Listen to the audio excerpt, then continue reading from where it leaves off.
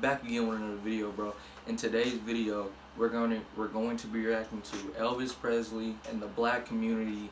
The echo will never die. Now look, I was going through YouTube, right, and I was gonna react to the Elvis video, and I scrambled across this video, and I'm like, oh, okay, it's like a mini documentary. It looks like it's about like 14 minutes long, and also, like, when I made the In the Ghetto video, I think that was like, I don't know how many months ago that was. When I made that video, there was a lot of people saying like Elvis was a racist guy in the comments and stuff like that, but there was also a lot of positive comments talking about, you know, Elvis really was trying to help the black community in the best way he can. And some people were arguing, and everybody has their own opinion, and I get that. But to be honest, I think this video is really gonna, you know, set this statement. And I personally don't think Elvis was nowhere near a racist guy. I mean, come on now. I mean, obviously it says Elvis Presley in the black community. I've never seen this video. I don't know if it's gonna be a positive impact or a negative impact, but I'm really confident this video is gonna set this statement of who Elvis Presley really was as a man and how he tried to help the black community. So with that being said, we're gonna do the honors and play the video, man. Let's go. I thought he was a very beautiful. Let's run it back.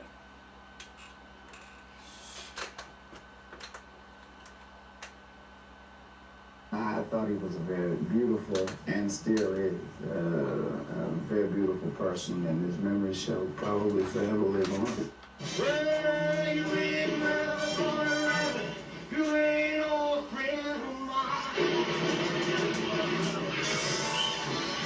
There is no room in this city for the vulgar performances of Elvis Presley. It's shocking. I watched him gyrate his legs and swivel his hips. And our parent-teachers group feels he should not be on television. We've set up a 20-man committee to do away with this vulgar, animalistic, nigger rock and roll bar.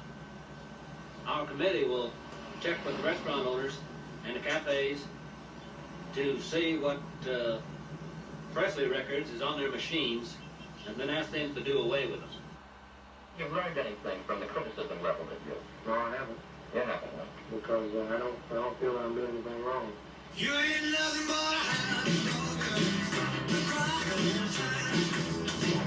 Rock and roll has got to go. And go it does at KWK. We're all through playing rock and roll records. This week is record-breaking week here at KWK. And after this week, no more rock and roll will be played on the air. The obscenity and vulgarity of the rock and roll music is obviously a means by which the white man and his children can be driven to the level of the nigger. It is obviously nigger music. Everybody mostly turned him down. And, what did Elvis do? Because first thing, he had Negroes' ways. This is what they didn't, really at that time, it was What did he didn't want do? to accept. Mostly by black performers, and he, in essence, because of at that particular time the kind of backwards mental capability that many people had, as judging a person because of the color of their skin, as somewhat still does exist, but back then it was worse. And he actually, because of him being a Caucasian brother, he was able to do away with that whole thing. The 77-year-old Early Wright, a disc jockey at radio station WRO in Clarksdale for 45 years. Hi there. Pleasant good evening, ladies and gentlemen. How do you do? This is your soul man to be with you until I get through. I want you to stand by, don't have no fear. Following Jay's show, should I play one like this one from out of here? Elvis Presley. Elvis's songs still get good play on Wright's program among the blues, gospel, and jazz recordings that are its staples. It was almost 40 years ago when Elvis drove down to Clarksdale from Memphis with a record and asked him to play it. And I had been playing his record, and I had never seen him before, and I was amazed to see him. When he introduced himself to being Elvis Presley, Then I went all the pieces over. Then he and I started talking. I used to be the manager of a gospel group called the 4-Star Quartet. And I could listen to a man sing a hymn. I could listen to a man sometime talk. I did that. And I could pick him out whether he could fit in my group. And talking to Elvis Presley, I could see a great future in him. It's no accident that Wright recognized Elvis's strong gospel roots. Here at the East Trade Baptist Church in Memphis, older members of the congregation remember Elvis joining in with the choir while in high school. These were rousing sessions led by the charismatic pastor, the Reverend W. Herbert Brewster. Like most black people in the South, and to whose throat God has pressed down a harp of 1,000 strings, it only needed tuning. Elvis's voice was that type of voice that agreed with the thought of Calvary.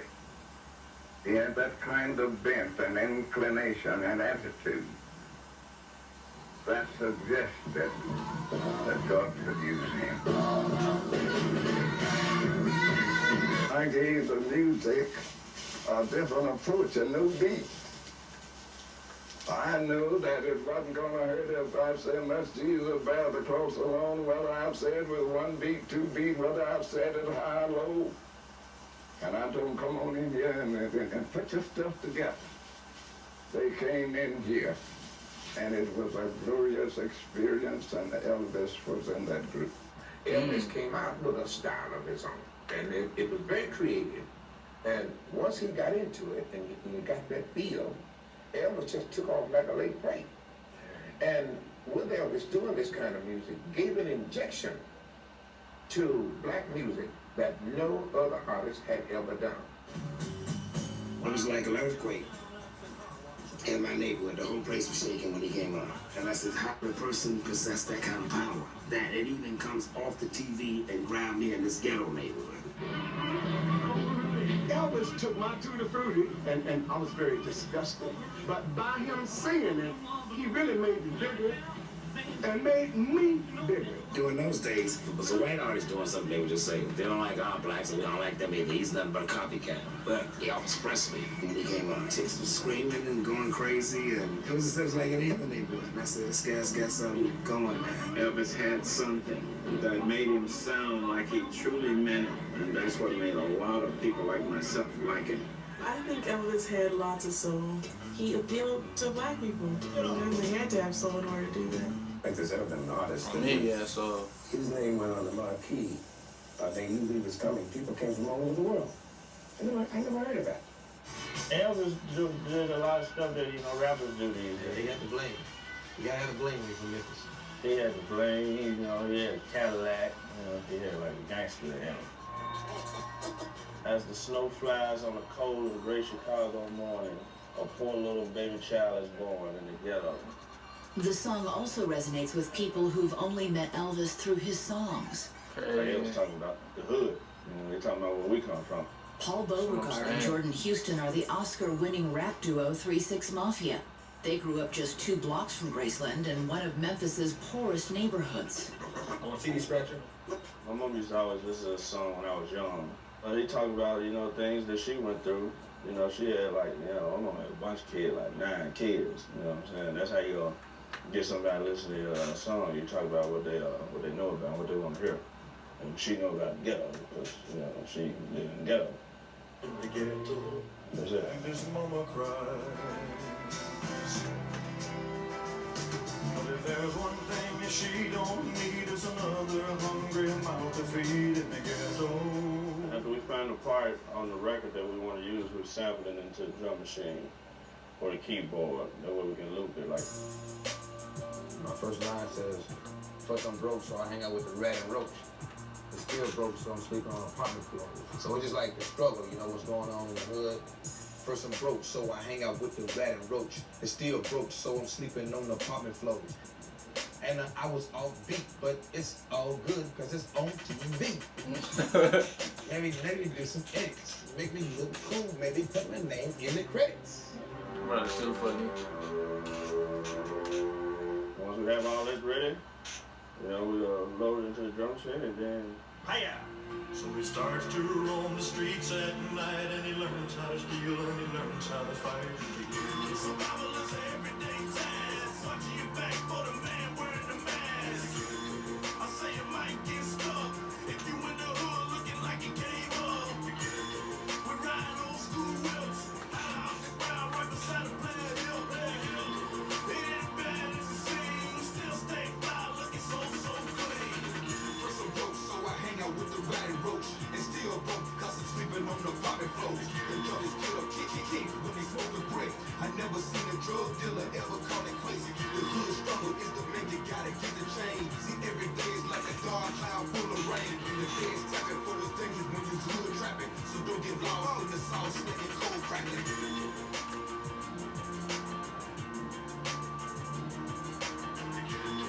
So help your brother along the way, no matter where it starts. For the same God that made you, made him too. These men with broken hearts. During the 60s and early 70s, when tensions between blacks and whites were at an all-time high, Elvis demonstrated his desire for racial reconciliation in the musicians that he chose and the treatment they received.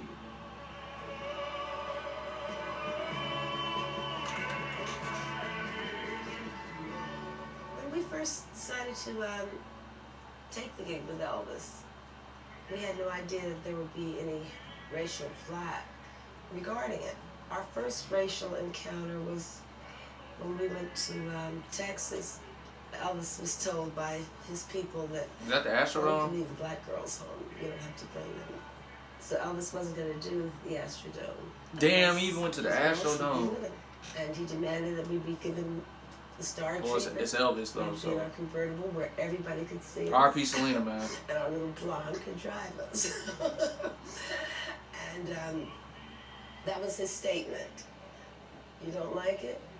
Deal with it, or I'm not going to be there. And I thought that was very big of him. When I joined the group in 1972, they took a big chance because there were no blacks in contemporary or Southern gospel music, and I was the first one, and it made all the headlines and everything. It was in Billboard and all the newspapers in Tennessee.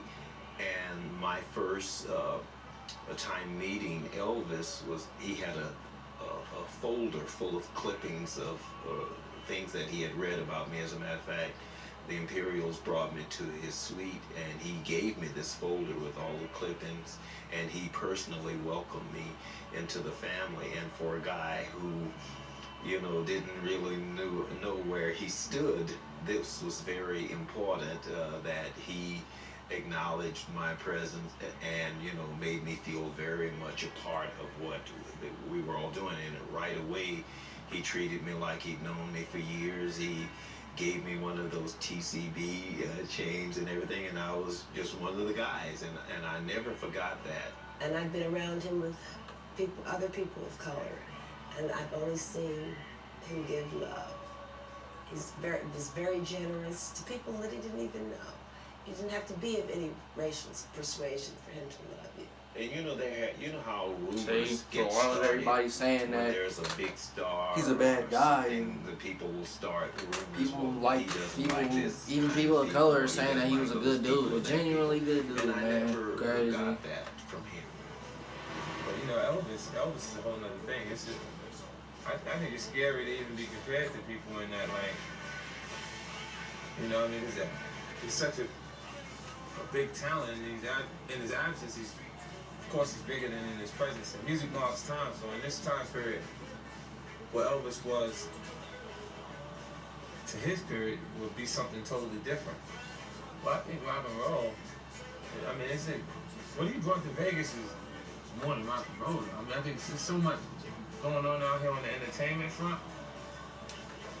Like right now, you'll see the likes of Celine Dion and Tony Braxton. There's a lot going out here. You know what I mean? As far as rock and roll is concerned, it's great. I mean, Elvis Presley was able to do things that haven't been able to be duplicated to this day. Black American music influenced Elvis. the fact that people said, well, he's the king of it all, king of rock and roll, was a slap in the face to those that made the music possible in the first place. Not to say he wasn't brilliant. I think he was a fantastic, talented singer. I don't think he ripped off. I think once something has been exposed, anyone can add or take from it. You know, he was just so great, so popular, so hot, so anything that he played, it became a hit. To me, they didn't make a mistake when they called him the king. The only thing I want to know, was he my friend? Did I enjoy him as a performer? Did he give the world of entertainment something? Yes, on all accounts. And that's the name of that tune. He was a bundle of energy set to music. And that echo will never die. Nope. R.P. Elvis, man. For real. And that's it. Man. Obviously, y'all seen the video, man. Elvis don't seem like so much of a bad dude, man. He did so much for the black community. That's what I'm seeing. And I don't know what to say, bro. Like, Elvis ain't a bad dude. That's all I can say. And I'ma stand on that. You know what I mean? So I hope you guys enjoyed the video. Give this video 1,000 likes and share this video. And I hope you guys enjoyed the video. Elvis Presley and the black community, the echo will never die. Signing off. I love y'all so much. I'm out. Peace.